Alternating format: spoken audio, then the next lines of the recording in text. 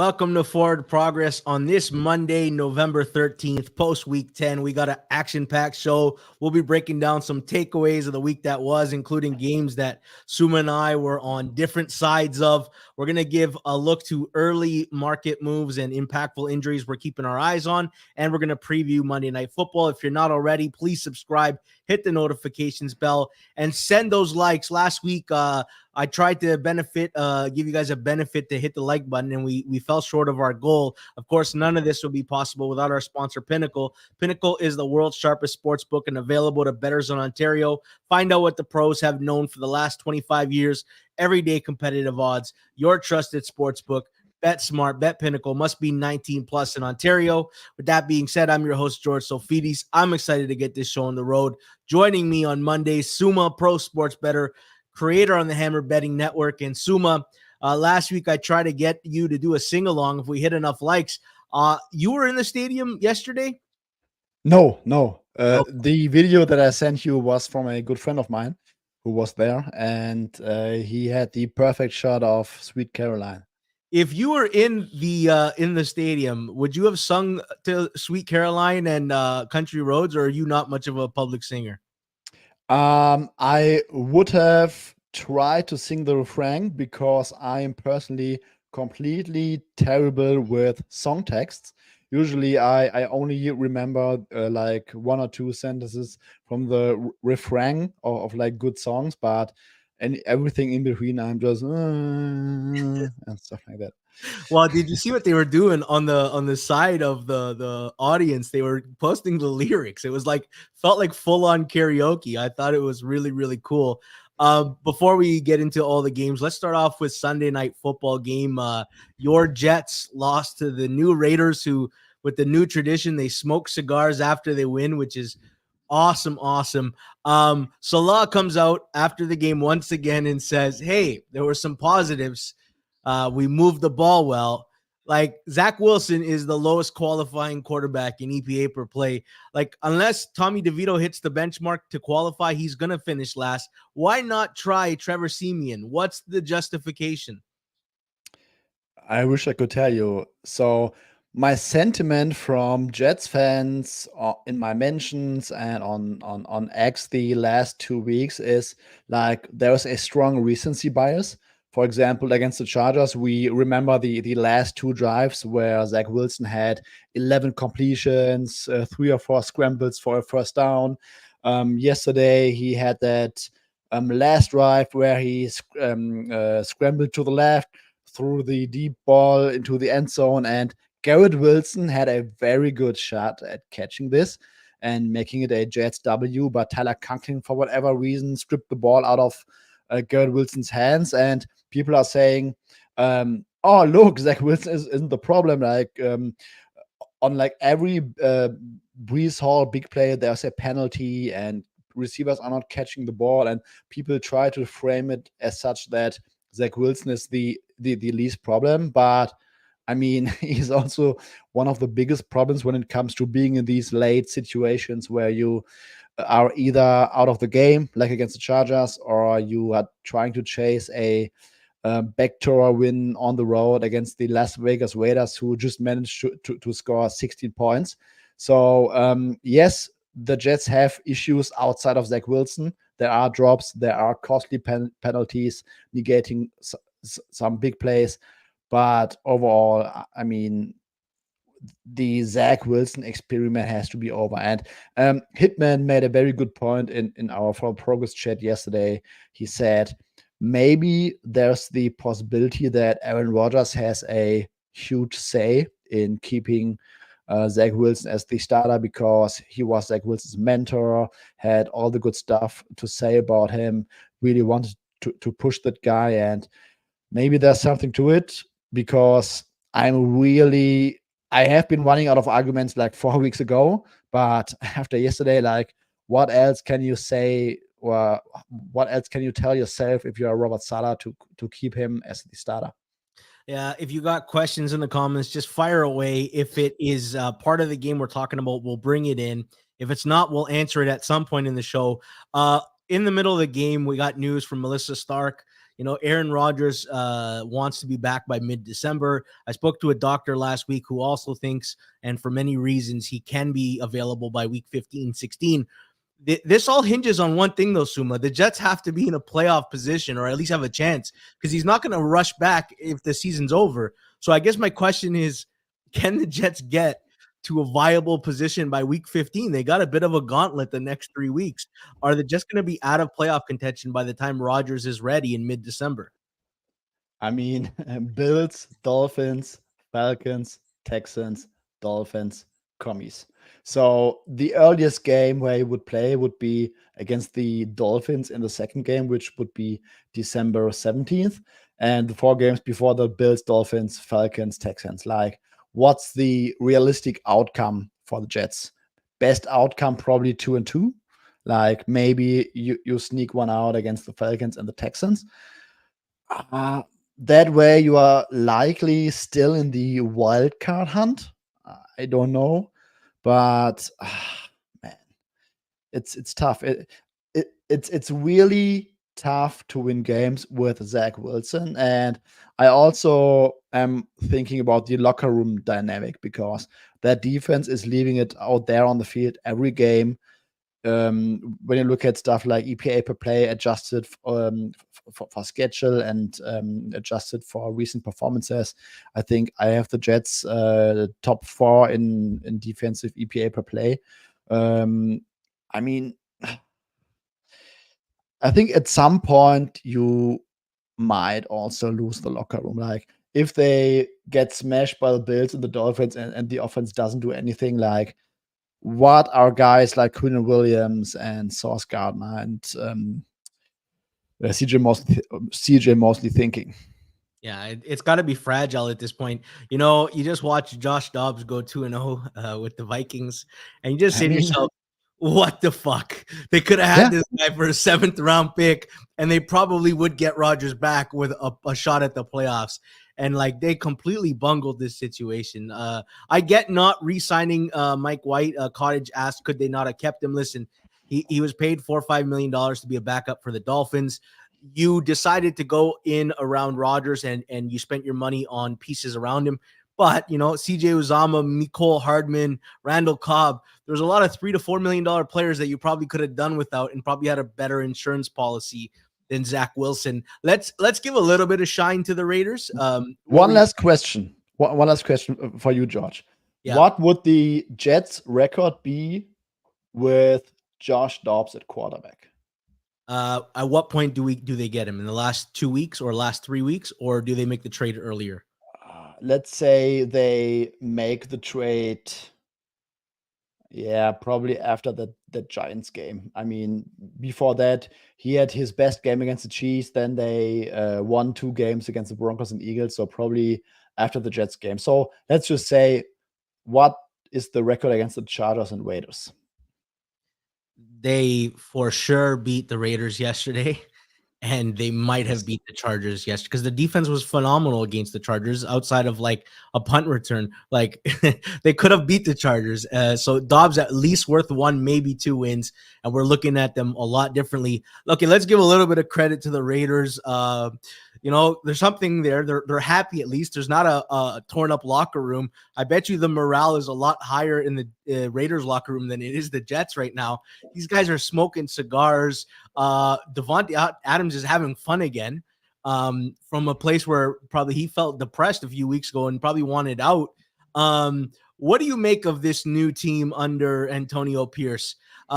Listen, you play the Giants and Jets, you're 2-0. It's hard to gauge if they've actually drastically improved or not. And we'll probably get the answer against, the team that loves to beat up on all the bad teams in football this week with the Dolphins. But what do you make of the Raiders under their new coach? It's tough because you probably cannot separate all the motivational angles from who they played. Mm-hmm. So Giants with Tommy DeVito were an absolute mess for the last 3 quarters. And then the Jets game was a complete coin flip against arguably the worst starting quarterback outside of Tommy DeVito. They play the 2 worst quarterbacks. They play the 2 worst quarterbacks in football. And now they're playing what? The 7th, 5th, 3rd, Maybe. 12th, depending on who you ask or how his most recent performance went. All right, let's not spend too much time on Jets and Raiders and two teams that won't be playing football in January. Let's look at two more teams that won't be playing football in January: Arizona, Atlanta. I want to start with Kyler.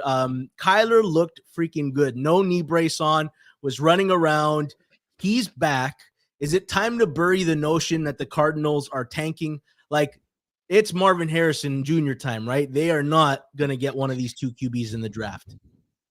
Yes. Also, kudos to TA, who was on this Cardinals are not tanking train maybe since the start of the season and consistently reminded us that, hey, this team might be 1-6 or something, but they are playing hard. They are really trying to win.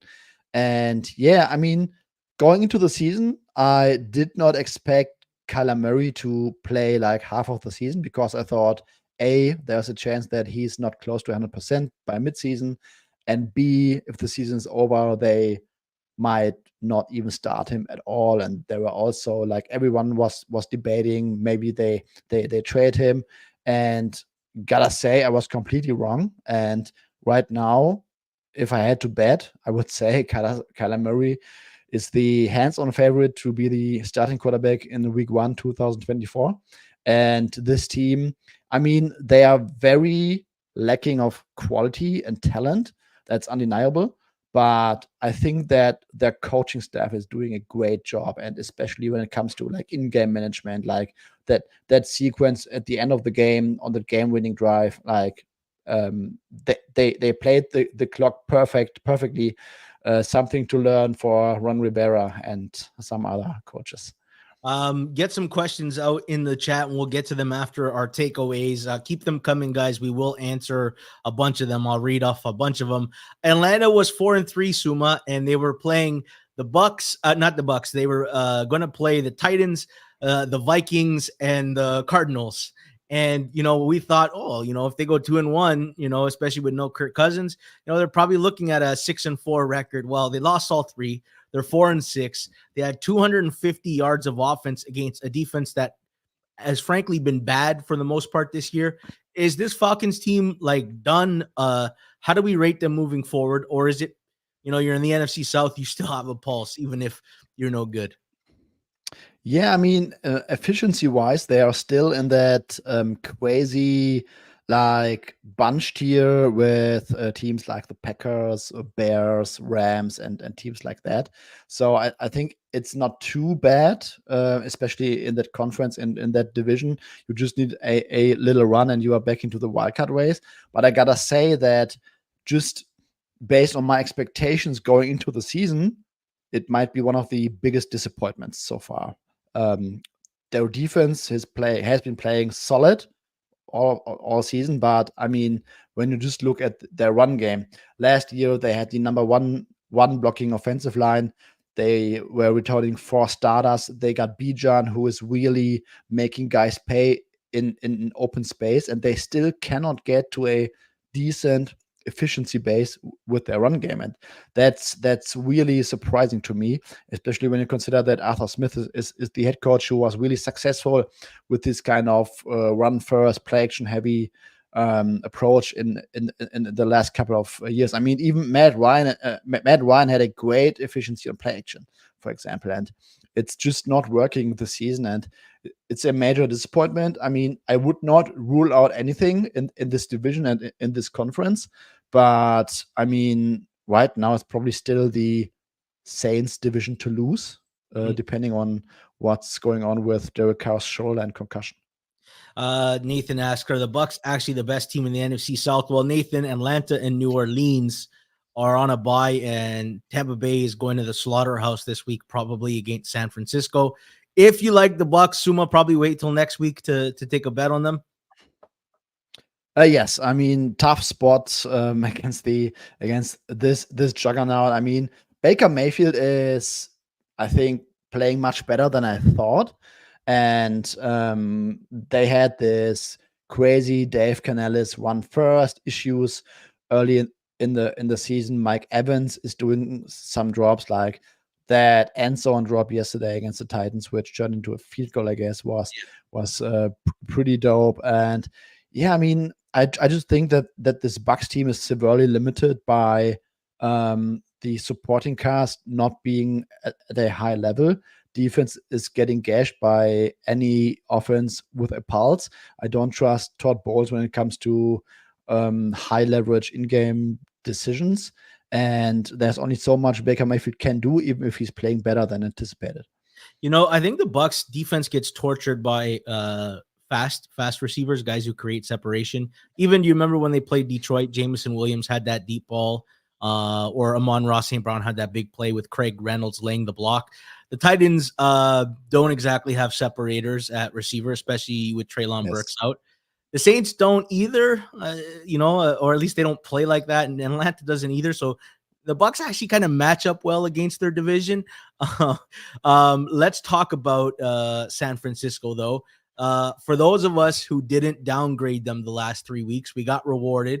It was a nice reminder of how good San Francisco is when healthy, right? Like, this is still one of the best teams in football. I know they had a 3-game losing streak, but you could make the argument they could have won 2 of those games easily. Oh yeah, absolutely. They really played like they did before the Browns game. Like nothing has changed outside those injuries and a few Brock Purdy turnovers, which will be there in the future. I mean, yesterday there wasn't really an opportunity for the Jaguars to capitalize on turnovers, but I think these 2 or 3 turnover worthy plays that Brock Purdy has in like every game will be there going forward. But in a game like this, where they can easily pull away, it will not matter. And I think I'm not taking anything away from the 49ers in this game, but more so from the Jaguars, because that offense over 10 weeks now is really concerning because they have no consistency in their offense. Some tape guys are really concerned with how they're using Calvin Ridley, like not playing to his best strength that he displayed when he was on the Falcons. Their run game is basically non-existent. They are really struggling with creating explosive plays. And right now, that showing after a bye week makes me believe that there's no easy fix right now for them. Yeah, their defense, which we all thought could be a concern, is the best part of this team. 23rd in offensive EPA per play this year. Benjamin Solak really pointed out, like, Ridley's one of only 2 receivers to face press coverage on more than 40% of his snaps. He gets it on 47% of his snaps. He averages half as many yards per route run against press coverage, and yet they're doing nothing to free him out. No motions, no hiding him in bunches. Yep. Like they bought a number 1 receiver who has limitations, and they're not even using his best strengths to get him open. And then the other thing is the way they're calling offense, like only 7% of their routes go further than 20 yards downfield. It's like they're very comfortable dinking and dunking, but there's only so many 10-play drives you can score touchdowns on before you make a mistake, right? This is why explosives are so important in the NFL. And I agree with you. My bigger takeaway of that was, well, part of it was not downgrading San Fran the last 3 weeks as much. But my bigger takeaway was, okay, Jacksonville's got some serious problems offensively that in theory, like, we'd like to think of them as a good offense, but they keep letting themselves down in these situations. I love the questions that are coming into the chat, and Suma, we're gonna have a bunch to get through, but let's do 2 more takeaways, and then we'll get into a couple questions before looking at the market ahead. Cleveland and Baltimore. Cleveland wins 33-31. Suma, me and you had the pleasure of going head to head on 3 games this week.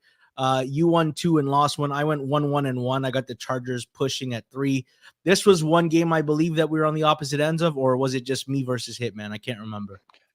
Yes, I had the majority at a very good -3 price and some -2. So partly push, partly No, I W. mean Cleveland, Baltimore. Were you on Baltimore? Okay. Yes. I had Baltimore -6. All right. I got messages from people in the comments. I like this person we chat of, like, when Baltimore was up 14-0, he's like, man, they're just on another level. You got to stop fading them.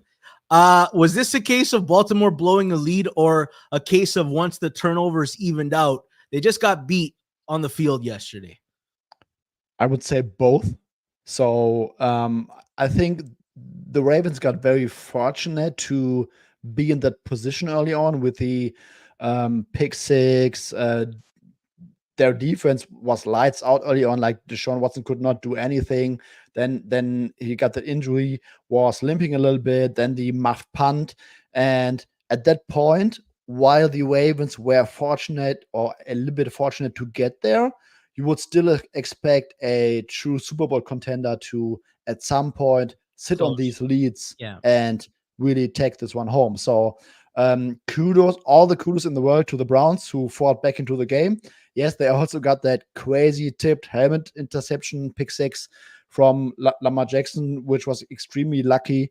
However, they kept fighting. Their run game was working. I also think that they pushed the right buttons in the passing game in the second half, like finding these soft zones in the Ravens defense and dinged and dunked their way down the field. And I mean, kudos, they fought back and deservedly got the cover and the win. So I will not I will not disagree with you there. I just think that for a team like the Ravens, at some point you gotta protect these leads. Is it my imagination, or did Cleveland move the ball more consistently? Like Baltimore had a 40-yard touchdown run where the safety took a bad angle and let Mitchell hit the outside corner. They had the 39-yard slant from OBJ taking it to the house where, again, the safety just overplayed him. Outside of that, I thought Cleveland got down the field more often, and they stalled out a little too often. Like David Njoku drops a ball inside the 5-yard line, like wide open. I felt Cleveland moved the ball a little bit better. I thought Baltimore probably should have still won, but I think Cleveland cover was a fair result given once all the breaks kind of broke even ish. I thought Cleveland was strong in this case. Was that your takeaway? Yes, I have not looked at the success rates for the game, but it felt like at some point, not early on, first quarter was very horrible, but at some point, I felt like Cleveland was moving the ball better, and the Ravens were more like boom or bust on offense. Yeah, Deshaun Watson didn't like miss a pass in the second half. Yeah, well, rush 0.118 EPA per rush. Yeah, with a 52 success rate is pretty bananas against that defense. Yeah, 100%. And this game had weird like injuries, right? Marlon Humphrey gets hurt in the game, and Denzel Ward, and I love the AFC North, man. And we get 2 AFC North games this week. Let's move on to Houston and Cincinnati. Bengals offense was slow at points. They won. They lost 30-27, but they still put up a good performance. Is this like the reality of their team now, Suma? Burrow is going to have to win every game in a shootout, at least against the top contenders. Yes, I guess we talked about it last week a lot. Like we cannot trust this Bengals defense at all. Now they're also injured. We will get to this later. But this defense is allowing a sick rate of explosive plays. They are struggling to stop the run. I mean, the Texans could not run the ball all season, and they dropped like 100, I don't know how many yards on them yesterday. So defense is a major concern. I think not having T. Higgins and Jamar Chase was maybe like just a decoy early on. Can't really tell. He played like 90+% of the snaps, but only had 6 targets. Was a non-factor in the first half mostly. So maybe there was more to this back injury than was reported, and he was not really 100% to go. So something to keep an eye on. But this team without a defense and with their top 2 receivers struggling or not being healthy is not a great recipe for success. And I mean, Joe Burrow had some oddly mistakes, no doubt about it, but he also displayed why this team still has that high ceiling. Okay, let's talk about Houston, because the narrative on them this offseason was 2 things. They might have traded the first overall pick to Arizona, right? And then the other one was they're the 3rd lowest projected win total according to Vegas win totals. And now the market's trying to correct on them, right? And now the conversation around them has been, hey, they're better than we expected, and Stroud is pretty good as a rookie QB, but that was based on preseason expectations. Maybe it needs to start changing to a narrative of, hey, this team could go to the playoffs because CJ Stroud's just a good QB. Doesn't matter that he's a rookie. Yes, absolutely. I personally was completely wrong on them. I mean, I think it's fair to say that no one saw this coming, like how he's performing in his rookie season. I was completely wrong on them. I still hate the trade up from 12 to 3, and I will stay on this island because it was a bad trade in my opinion. But we are strictly talking about the Will Anderson trade. And at 2, they picked the quarterback, which was the right process, but like I did not see this performance coming, and I also did not see the cohesiveness of this offense coming. Like, I mean, Noah Brown is catching 175 yards against a Lou Anarumu defense in week 10. I mean, nothing that I could see coming. Big kudos to them. I think this looks like a very well coached team.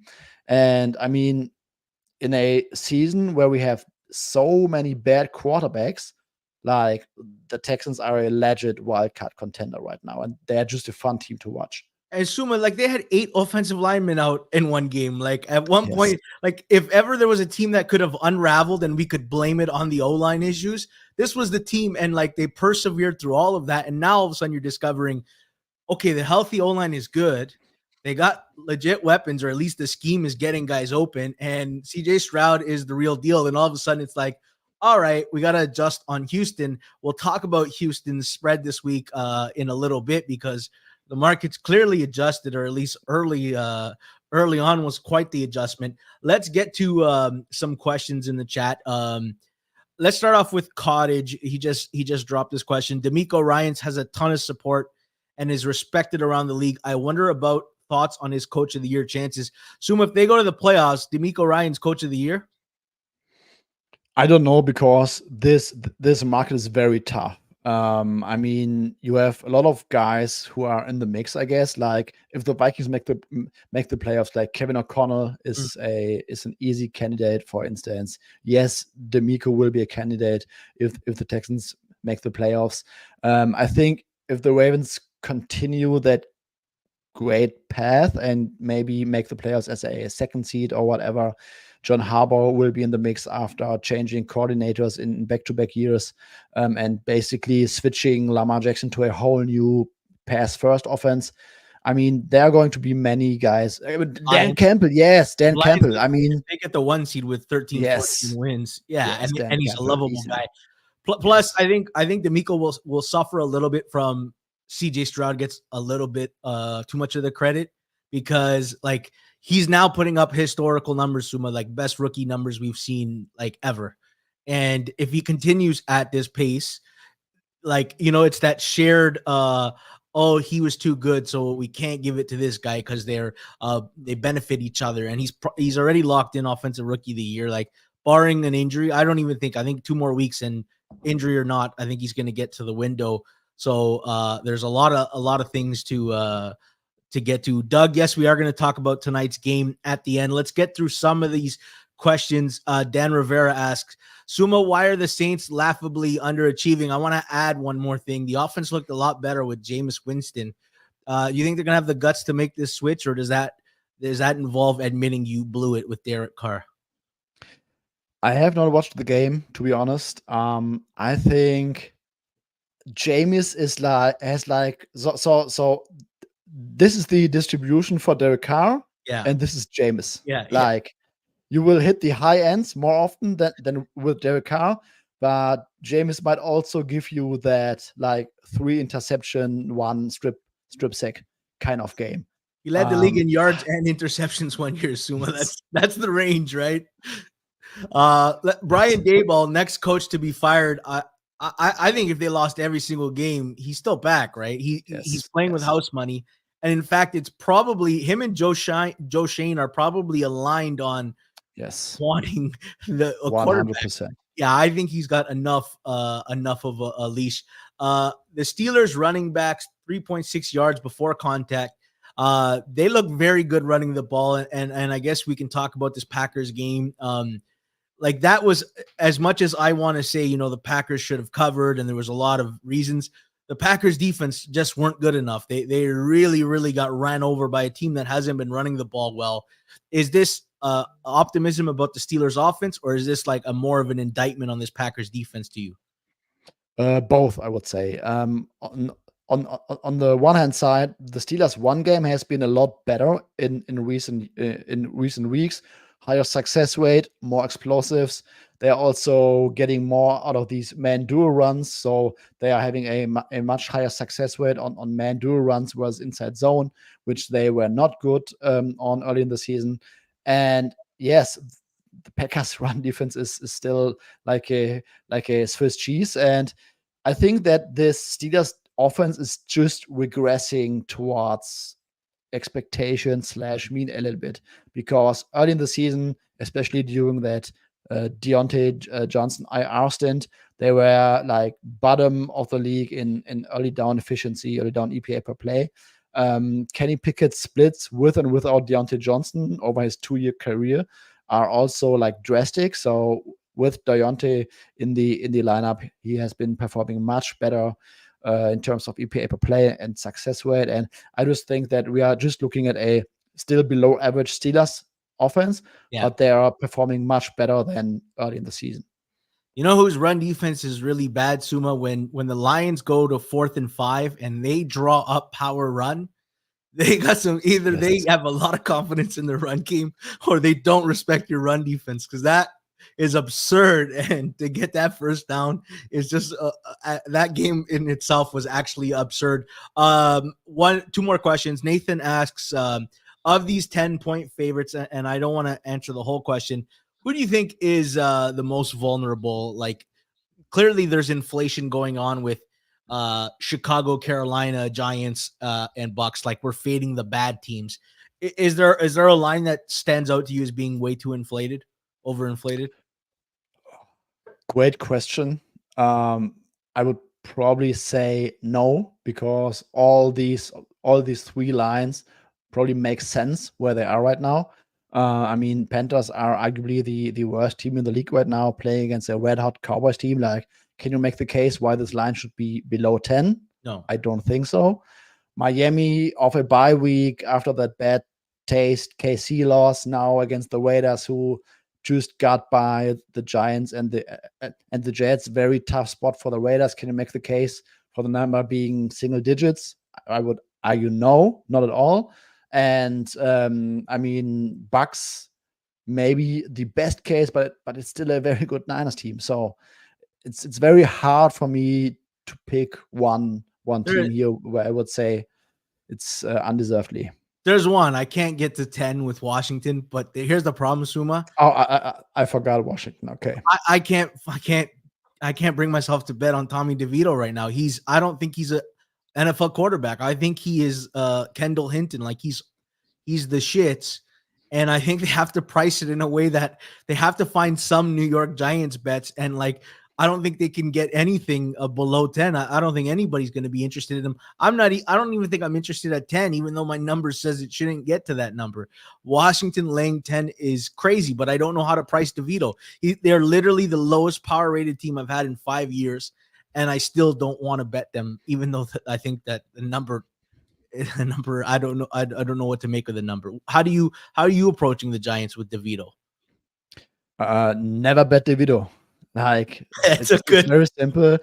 I could do a lot more things with my life than betting on Tommy DeVito. It's just as simple as that. I think I would need 10. I would need 10 in a blizzard to say, you know what? Okay, let's go. Let's get the 10 with DeVito. I would need the fucking blizzard to come in order for me to get interested in them. Yeah, it's I mean, they might cover games at some point, but I mean, I just cannot do it.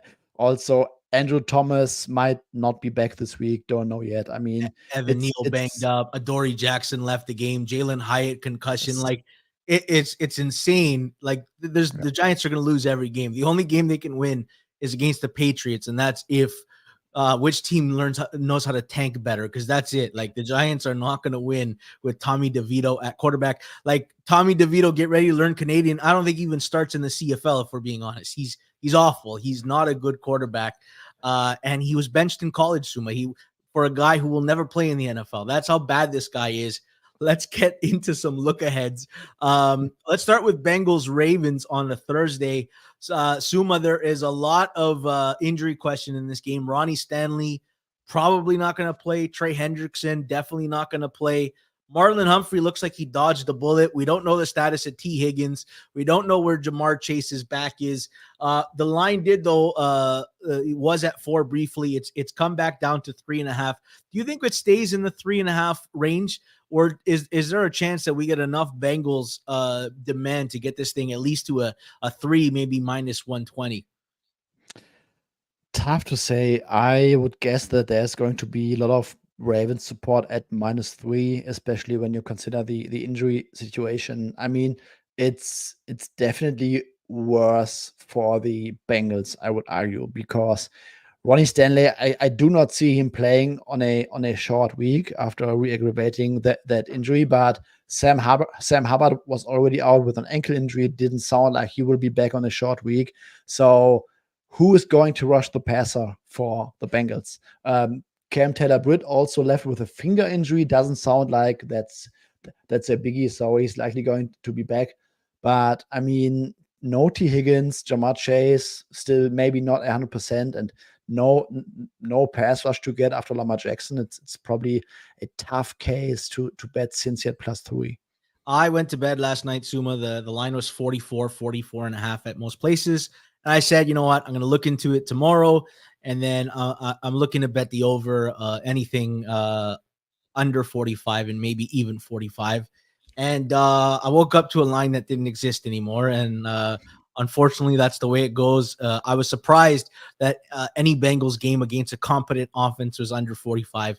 They're an over team to me. There's nothing more to it. They can't stop anyone, and they're capable of scoring on almost anyone.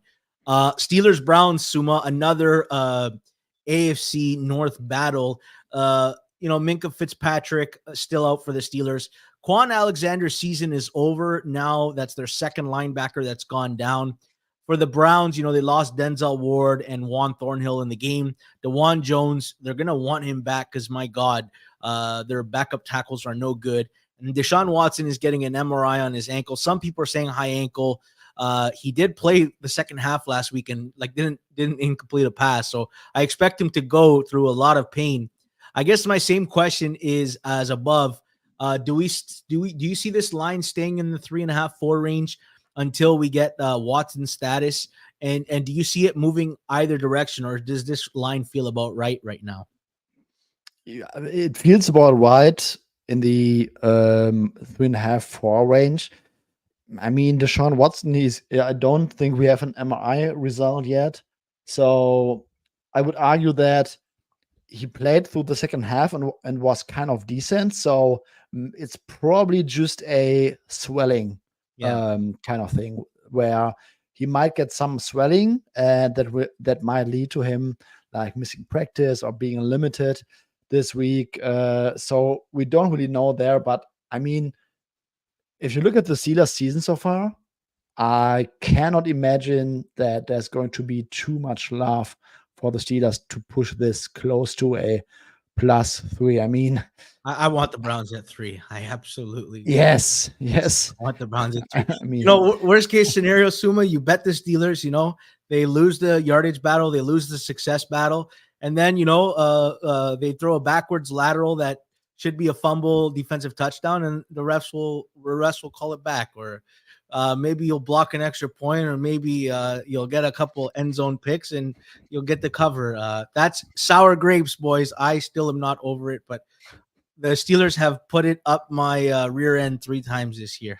Against the Browns in week 2 on Monday Night Football, against the Ravens with all their drops, and then Voodoo Magic got me again last night. Let's move on to Cardinals and Texans. The Texans are the ones that are injured. Nico Collins, Damian Pierce didn't play. Neither did Jimmy Ward. I guess my first question when I sent this to you was before the line move. I said, is this line surprisingly high? How much have we upgraded Arizona now that Kyler and Connor is back? The line was 5.5. I think we all thought it wasn't going to last. Some people were waiting for a 6, but we are now at 4, which feels a lot more appropriate of a line. Why did the books like so overcorrect on Houston? And it's not surprising to see this thing snap back right away, right? Yeah, I mean, Texans look very good now back at home, where their offense was even better throughout the season. That's probably one reason for the opener. But I mean, like everyone who has like sharp impact or bets these openers, bets these early Monday morning stuff, has taken the Cardinals. There were some releases on the Cardinals already. Wide Angle Sports was about to release a game today, and then they stopped it because the market moved. And I don't know for sure, but I would bet that it was Arizona, because that was right about the time where the Cardinals took some action. So yeah, lots of love for the Cardinals early on. And if you ask me, I would rather see this going towards 3.5 rather than going back towards 5. Yeah, I agree with you. Sometimes, Suma, like we all have our process on how to get to our number, and I think instinctually when we saw that number, we are like, oh, like everybody amongst us was like, "There's no way this thing is gonna fucking hold." Like it's such a bad, it's such a bad number. Let's move on to Giants and Commanders. Really? I only ask for this, right? How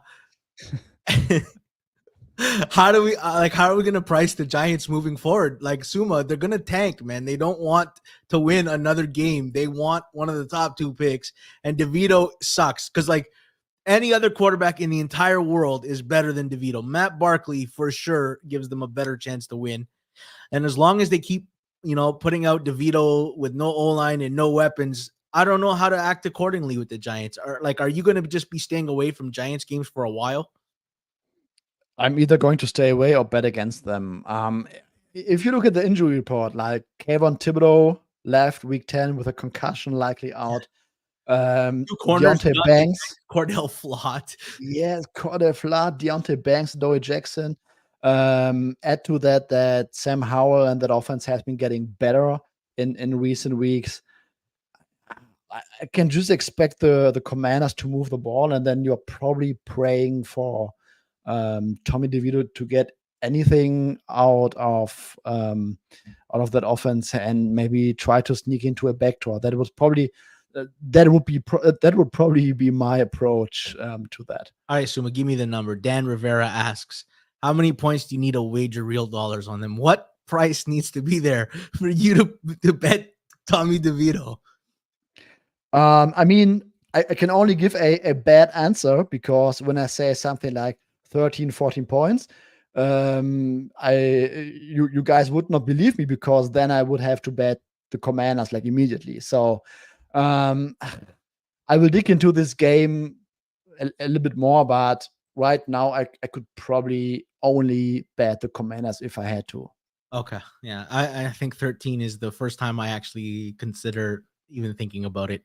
Let's move on to Bears and Lions. Right now, the Lions are favored by 10. I guess my question is this number based on Bajent or Justin Fields returning? And how close are they in the line? Maybe there's not that big a difference anymore now that we have 4 data points to reference. I mean, is it an in-between? Or it doesn't feel like an in-between. Probably. What's your opinion? I think the market says even if Fields goes, like I can't see this thing getting down to 8. Not really. Like I don't think there's much separating these two. Like if Badgett goes, are you really going to go Detroit 10.5, 11? They have a bad defense, and I'm glad the Chargers finally exposed it, because I've been saying for weeks they fucking can't cover anybody. And I don't know, Baker Mayfield, despite being an A+ quarterback, there's only so many times he's going to miss Trey Palmer wide open, and Jimmy Garoppolo is going to miss Devontae Adams down the sidelines. Detroit has been asking to get exposed in the air, and I thought the Chargers finally did a good job doing so. Yeah, I mean, if it's Fields, I would probably expect this number to come down a little bit. Because with a healthy Justin Fields, this Bears defense, especially the offense, has like a wider range of outcomes with a lot more upside. And like you said, that Lions defense is not good at all. You're not going to go to So seven. You're not going to go to the 7 though, right? Because you're just no, no. asking for Detroit. Like it's 7.5, 8, right? And maybe like that's got to be the number if it's Fields, right? Even 7.5 might be a little bit too rich, I would say. Like, I mean, You think if it's 8.25? Fields, yes, 8.5 is probably a range that I could imagine the market going to later in the week if it's Fields. The issue with Fields last week was he had a limited practice, and if you have a thumb injury and you cannot practice fully, that means that you cannot properly grip the ball and throw it accurately down the field. So I would probably argue that to get there or to get to a point where Justin Fields is close to 100%, we would need to log at least 2 full practices this week. You have to be 100% too. It's not like there's injuries that you can play at 80%. You know, you limit your mobility. Your thumb is your thumb. If you can't grip the fucking ball, you're not going to play at 80% and risk hurting it or fumbling it. It needs to be fully healthy or not, right? And that's the problem with the thumb injury. Whereas, you know, if you got a little sprained ankle, yeah, you limit your running and you could just throw and play at 80, 85%. With the thumb, you have to be ready. Like it plagued Kurt Warner for so long and Stafford for so long. And I guess we'll segue into the Rams, Seahawks, Rams. I guess the question is this 2.5 a Stafford price? Or is it a Carson Wentz price? And will Seattle go to the full 3 and maybe above if Wentz is announced as the starter? I think so. My best guess right now is that it's a blend, but if it's Stafford, like same argument as with Justin Fields, like Yeah. you would need at least 2 full practices to believe that he can really properly grip the ball and throw it accurately down the field, because if not, like that offense is cooked. That Rams offense really lives and dies with Matthew Stafford, who was playing like a phenomenal season so far. Their defenses look bad again, though, right? I'm under the impression that we got a little too excited on the Rams, and their more recent performances is like, okay, maybe they aren't. Maybe they're closer to the bottom 10 than they are the middle of the pack. I still don't know what to make of them, and I guess maybe the Dallas killing them is skewing that thought, because I don't know. I get tempted when I see this price, even if Stafford is a go. But who knows? Seattle, I have a love-hate relationship with them. Suma, let's talk Monday Night Football. Broncos and Bills. The line's been straddling 7.5. There's dual market sentiment out there. For the Broncos, this is the healthiest they've been all year. There's nobody injured. For the Bills, are missing half the secondary. Micah Hyde and Christian Benford out. Terrell Bernard is questionable. Suma, where do you begin to formulate thoughts on this Monday Night Football game? I'm personally on Denver plus 7.5. Market came back. Market came back a little bit. I was almost like a soft 7 for the Bills on Saturday. Yeah. Now market came back. I mean, I'm not too high on the Broncos, but I'm looking at this game like Broncos are getting healthier, like you said. They're coming out of the bye week, and this Bills team really lives and dies with good performances from Josh Allen. Yeah. Like they have no floor where they can fall on their defense, on a strong running game and stuff like that. They really need Josh Allen to bring like at least an A- game. Otherwise, they will struggle against any team with a pulse. And I would argue that the Broncos right now have some sort of a pulse. I think that the Bills are very vulnerable over the middle of the field with one of their starting safeties missing. Terrell Bernard, I didn't see an update yet today. If he's out, like it's basically a practice squad linebacking group that will have a hard time against this Broncos run game / play action game. I think that you can also use Jay Judy and Curtin Sutton to attack these cornerbacks, maybe on more like short intermediate routes underneath and stuff like that. And yes, if we get an A+ game from Josh Allen, that game could be over in the third quarter. But I'm willing to bet against that. The Bills don't really have all the horses right now to really beat a somewhat middling team by margin here. Yeah, and like Sean Payton off a bye week, he's got extra time to prepare. The Bills haven't covered a spread in the last 5 games against the closing number. Dr. Morse, I spoke with him last week on the 90 Degrees pod, and he said clearly the shoulder is lingering for Josh Allen. He's reluctant to run. His deep ball hasn't been there. The Bills have scored 20, 14, 25, 24, and 18 the last 5 games. Has the market failed to bake this injury in? And did they finally bake it in this week? Because, at 7 or a soft 7, it's like, okay, that's probably where the Bills should have been in a lot of these other games. Is the market failing to bake in Josh Allen is not 100% and they're not playing at their top level offensive game right now? I think it's tough because you don't really know when his shoulder will be fine again. It could be this week, it could be next week. I think he practiced fully like 3 times in a row. So it's really hard to gauge. Oh, I think Bills money into the market as we're speaking. Just as we talked about. Someone's listening and saying, "Fuck Suma's handicap." I'm in on the Bills. Yeah. That being said, I mean, would I be surprised if we saw a vintage Josh Allen game today where we don't get the impression that his shoulder is limiting him? Could be the case. We don't know. So I think it's very hard to price that shoulder injury. Yeah, I also want to see how Russell Wilson plays against this Bills pass rush. Have you heard? I'm not sure if you've heard. It's only just been around everywhere on the internet, but there's this thing called primetime unders this year, and if you blindly bet them, you're performing at Vegas Dave level clip of near 70%. Suma, do you have any feel for the total in this game? Not really. Gun to my head, I would probably slightly lean towards the over because of all the injury, all injuries on the Bills defense and the possibility of Josh Allen having a good game. Circa back to 7.5. Chris 7.5 minus 19 looks like 7.5 minus 05. Chris now. Looks like there is someone in the marketplace liking the Bills. Yep, Suma, and 47 points is maybe it's not enough points. Miami put up 70 against Denver, and although Miami only beats up on bad teams, maybe the Bills put up a bunch on Denver. Maybe Denver puts up a bunch on Buffalo.